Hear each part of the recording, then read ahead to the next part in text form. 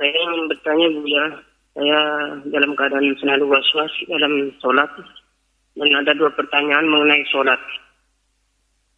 Yang pertama, saya pernah mendengar ceramah kalau sampai seorang laki-laki 3 kali tidak melakukan sholat Jumat, maka dia harus melakukan sholat tobat. Nah, pertanyaan saya, ini bukan karena keinginan saya tidak mau melakukannya Bu ya, karena dalam keadaan PKP ini saya tidak bisa melakukan sholat Jumat itu. Meninggal, kenapa tidak? Kenapa? Ini terjadi karena ke dalam PKP saya tidak bisa melakukan sholat Jumat. Nah, pertanyaan saya, apakah saya tetap harus melakukan sholat tobat itu? Bu, ya? Karena apa tidak sholat Jumat? Keadaan PKP terhalang. Baik. Terhalang karena oleh apa? PKP, keadaan COVID ini Bu ya. Oh, baik. Betul. Nah, apakah pertanyaan saya, apakah saya harus melakukan sholat tobat itu? Baik, Masya Allah. Subhanallah. Nah, pertanyaan yang kedua Bu ya. Apakah sah sholat saya jika saya baca dalam keadaan satu harkat bacaan Al-Fatihahnya maupun bacaan surahnya Bu ya? Gimana? Nah, itu bacaan Fatihah macam mana? Apakah sah sholat saya jika saya baca bacaan Al-Fatihah saya maupun bacaan surahnya dalam keadaan bacaan satu harkat Bu ya? Maksudnya macam mana?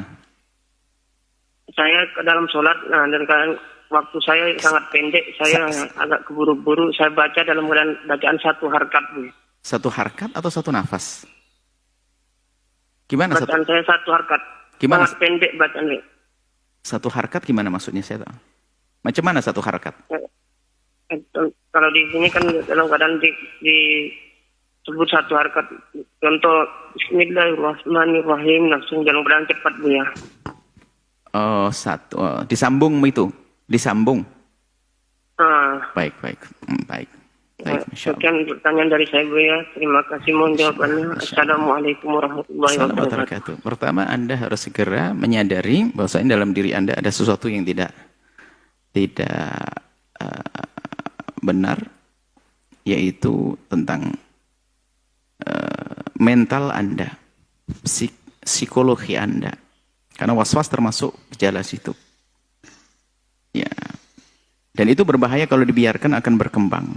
Itu jangan dianggap sepele. Semua yang punya was-was itu adalah termasuk gejala, bahkan mungkin sudah terkena penyakit. Lebih enak kita masukkan penyakit ini adalah penyakit psikis atau psikologi. Sehingga dia akan melihat sesuatu yang sebenarnya tidak ada. Seolah-olah begitu. Dan ini bahaya sekali. Jadi kan ada penyakit fisik, koreng, jantung, paru-paru, fisik. Ada nanti psikis ya gitu. Nggak ada, tapi seperti ada. Itu bermacam-macam. Kalau orang penyakit psikis itu macam-macam. Was-was urusan iman, ini ada psikis. Nah, hanya cara pengobatannya ini yang berbeda-beda antara penyakit atau jenis psikologis, jenis penyakit seperti itu dengan penyakit yang lain berbeda-beda.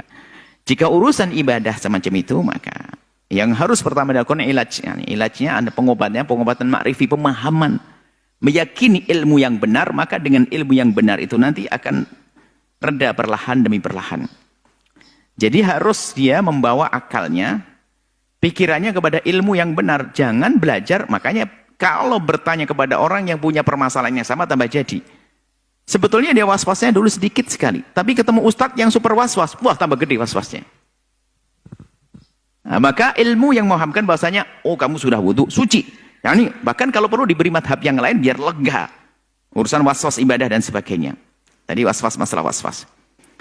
Kemudian, ini harus ada diobati itu dulu dan harus sadar dulu kalau itu adalah penyakit dan harus diselesaikan. Dan ingat cara menyelesaikan adalah dimulai dari diri, kesadaran, dan yang bisa menyelesaikan adalah ilmu, kesadaran dengan akalnya. Bukan urusan obat, minum obat nanti itu. Enggak. Ini kalau dibiarkan jangan dianggap sepele, ini bisa bermacam-macam. Bisa masuk wilayah gila nanti. Karena penyakit mental itu kalau dibiarkan terus, ujungnya gila bisa saja. Akhirnya nggak mau sholat pada akhirnya karena merasa capek. Sholat capek ibadah. Bahkan bisa saja sampai derajat mengakhiri hidupnya, na'udzubillah. Maka Anda segera berbenah. Siapapun yang kena penyakit was-was, segera berbenah. Anda kena penyakit seperti hanya kena penyakit koreng, penyakit ini, itu penyakit. Jangan dianggap sepele, jangan dibiarkan. Terus ayo diobati. Baik, kemudian masalah sholat Jumat. Kalau orang melakukan kesalahan, bukan masalah sholat tobat. Bertobat tidak harus dengan sholat. Ada riwayat tentang sholat tobat. Apakah betul ada sholat tobat? Sholat tobat dimasukkan bab hajat. Maksudnya kalau orang melakukan dosa, kemudian ingat dosanya, melakukan sholat 2 rakaat, sholatnya sholat sunat mutlak, lalu minta ampun kepada Allah. Kalau urusan minta ampun kepada Allah adalah dalam segala dosa, tidak harus nunggu 3 Jumatan. Misalnya dia melakukan, dia na'udzubillah melanggar, tidak melakukan sholat Jumat 3 kali. Tidak harus 3 kali, sekali pun sudah harus tobat. Kok nunggu 3 kali? Kenapa harus nunggu 3 kali? Adapun jika Anda meninggalkan sholat Jumat karena ada uzur, misalnya problem corona begini, tidak bisa ke masjid dia bersolat karena menjaga kemaslahatan orang banyak dan sebagainya. Ini termasuk min adzar Jum'ati, uzurnya Jumatan. Atau di rumah harus menunggu ibunda yang sakit atau istri yang sakit atau anak yang sakit, tidak ada yang menggantikannya. Atau yang lainnya, ada uzur Jumat yang sangat banyak. Selagi Anda tidak melakukan sholat Jumat karena ada uzur syar'i, maka Anda tidak dosa. Kalau masalah tobat ini adalah tidak harus dengan dosa. Nabi Muhammad tobat, beristighfar bukan karena dosa. Tapi merasa kurang sempurna atau Nabi tidak pernah kurang sebetulnya. Begitulah Nabi, syukur. Jadi Anda bertobat bukan karena meninggalkan sholat. Adapun jika Anda meninggalkan sholat Jumat karena ada uzur syar'i, misalnya Anda sakit, Anda bepergian, Anda masalah problem COVID ini, COVID-19 ini, kemudian ada